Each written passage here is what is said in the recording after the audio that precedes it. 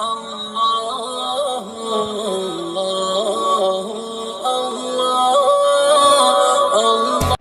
أعوذ بالله من الشيطان الرجيم بسم الله الرحمن الرحيم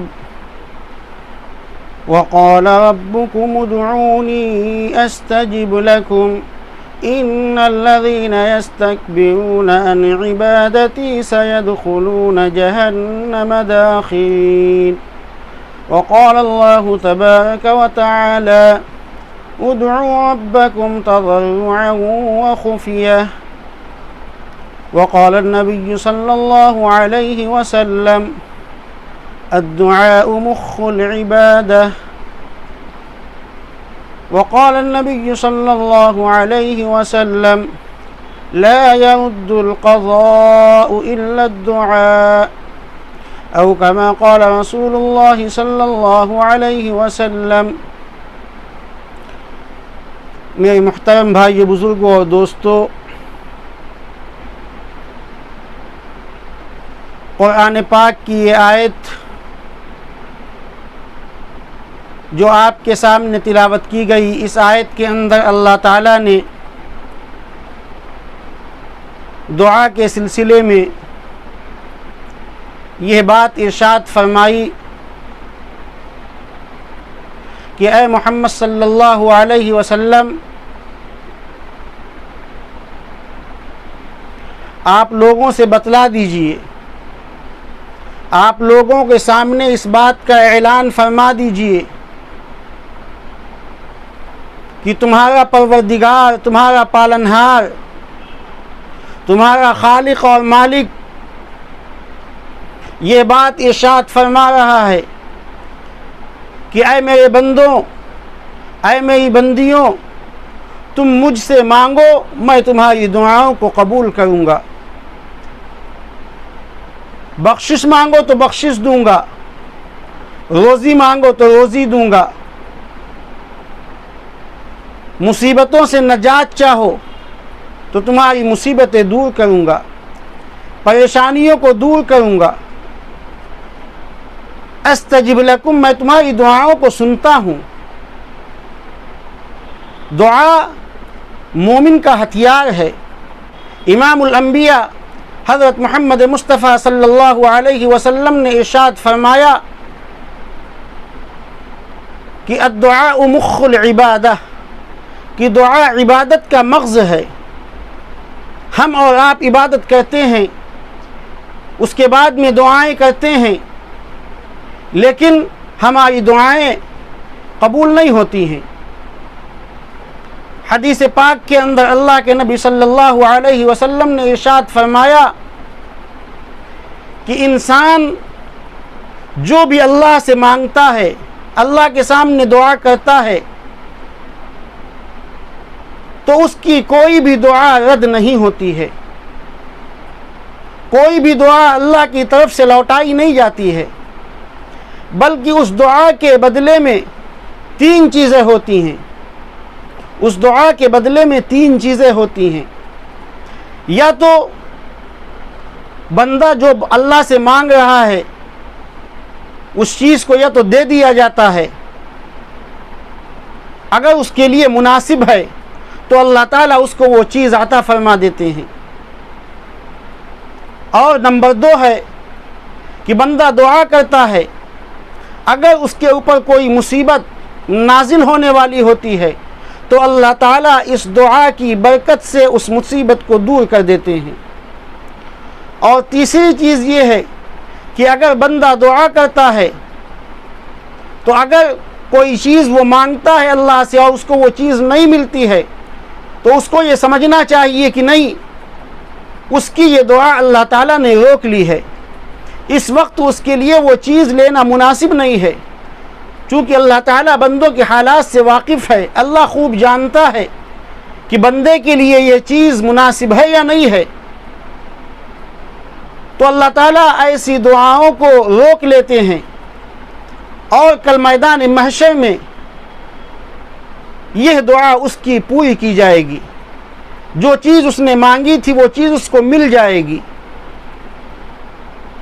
تو دعا تین چیزوں سے خالی نہیں ہوا کرتی ہے۔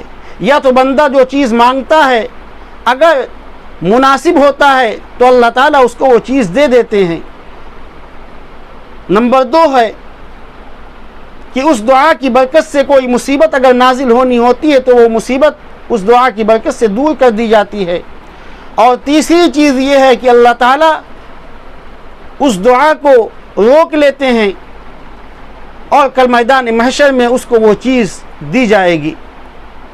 ہم یہ سوچتے ہیں کہ ہماری دعا قبول نہیں ہوتی، نہیں، بندہ ہر وہ دعا جو مانگتا ہے اللہ سے اس کی ضرور قبول ہوتی ہے، لیکن ہاں دعا کے کچھ احکامات ہیں، دعا کے کچھ حکم ہیں کہ کس طریقے سے دعا کی جائے۔ اس طریقے سے اگر ہم دعا کریں گے تو اللہ تعالیٰ کی بارگاہ میں، اللہ کے دربار میں ہماری دعا ضرور قبول ہوگی۔ قرآن پاک کے اندر اللہ تعالیٰ نے ارشاد فرمایا کہ ادعوا ربکم تضرعا وخفیا، کہ اپنے پروردگار کو یاد کرو، اپنے پروردگار کو پکارو، اپنے پروردگار کے سامنے رو اور گڑگڑاؤ۔ کس طریقے سے؟ تضرعا وخفیا، عاجزی کے ساتھ، انکساری کے ساتھ اپنے پروردگار سے مانگو۔ اور ایک موقع کے اوپر اللہ کے نبی صلی اللہ علیہ وسلم نے ارشاد فرمایا کہ لا يرد القضاء الا الدعاء، کہ دعائیں، بندوں کی دعائیں یہ تقدیر کو بدل دیتی ہیں۔ اب ہماری دعا قبول کیوں نہیں ہوتی ہے؟ ہمیں اس کے اوپر غور کرنے کی ضرورت ہے۔ کئی چیزیں علماء نے لکھی ہیں جو دعا کے لیے ضروری ہے، کہ جب ان شرائط کے ساتھ میں ہم دعا کریں گے تو اللہ تعالی ہماری اس دعا کو ضرور قبول کریں گے۔ چونکہ دعا بھی بمنزل عبادت ہے، بلکہ عبادت کا خلاصہ ہے، اس لیے کچھ اس کے آداب ہیں۔ دعا میں بعض باتیں ایسی ہیں جو رکن کا درجہ رکھتی ہیں، بعض باتیں ایسی ہیں جو شرط کا درجہ رکھتی ہیں، اور بعض باتیں ایسی ہیں جو مستحب کا درجہ رکھتی ہیں۔ دعا کے رکن میں سے ایک رکن یہ ہے کہ جب ہم دعا کریں تو اللہ تعالیٰ کے ساتھ مکمل اخلاص، خالص اللہ ہی کی طرف متوجہ ہوں۔ نمبر دو یہ ہے کہ پورے یقین کے ساتھ قطعی طور پر اللہ کے سامنے رو رہے ہوں، اور اس بات کا پورا یقین ہو کہ میرا مالک میری دعا کو قبول کرے گا۔ دعا مانگنے میں آپ کو شک اور تذبذب نہ ہو، اور دعا کو جو مانگا جائے وہ عام مسلمین کے لیے مانگا جائے کہ اے اللہ میرے غم کو، میری مصیبتوں کو، اور تمام مسلمانوں کی مصیبتوں کو اے اللہ دور فرما دے۔ اس دعا کے اندر عموم پایا جائے۔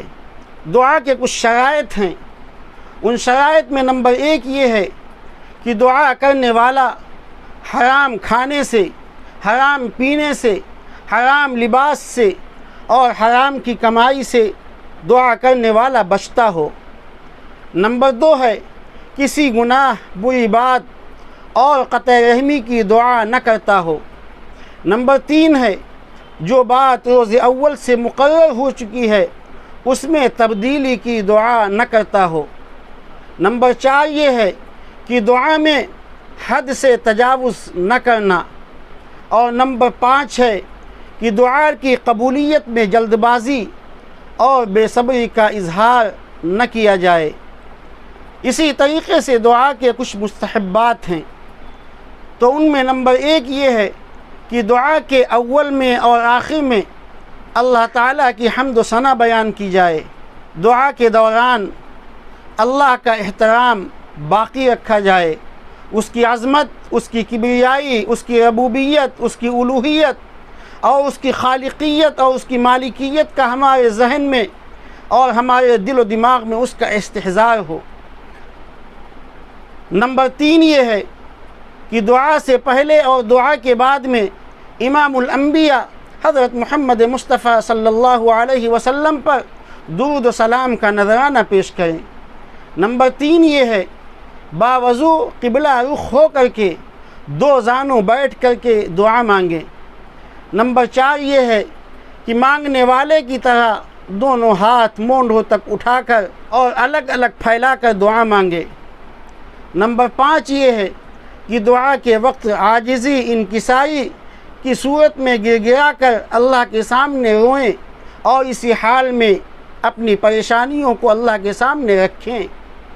نمبر 6 یہ ہے کہ اللہ تعالیٰ کے اسماء حسنی اور انبیاء کرام خصوصاً حضرت محمد مصطفیٰ صلی اللہ علیہ وسلم کا واسطہ دے کر کے اور ان کا وسیلہ دے کر کے ہم دعائیں مانگیں۔ نمبر 7 یہ ہے کہ ہر دعا 3 مرتبہ یا ایک ہی مقصد کے لیے بار بار دعا مانگنا۔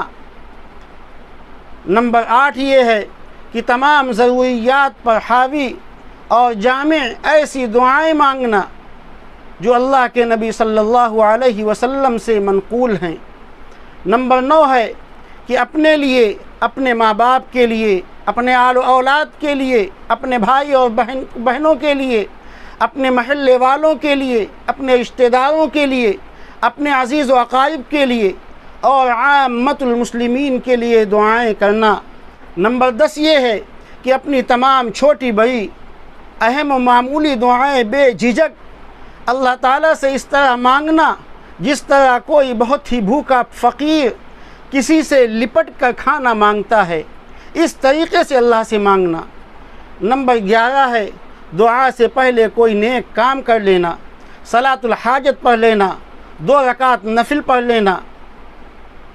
اور نمبر 12 یہ ہے کہ دعا مانگنے اور سننے والا دونوں آمین کہیں اور دعا کے بعد منہ پر ہاتھ پھیر لینا۔ اس طریقے سے اگر ہم دعائیں مانگیں گے تو انشاءاللہ اللہ کی ذات سے امید ہے کہ ہماری دعائیں ضرور قبول ہوں گی۔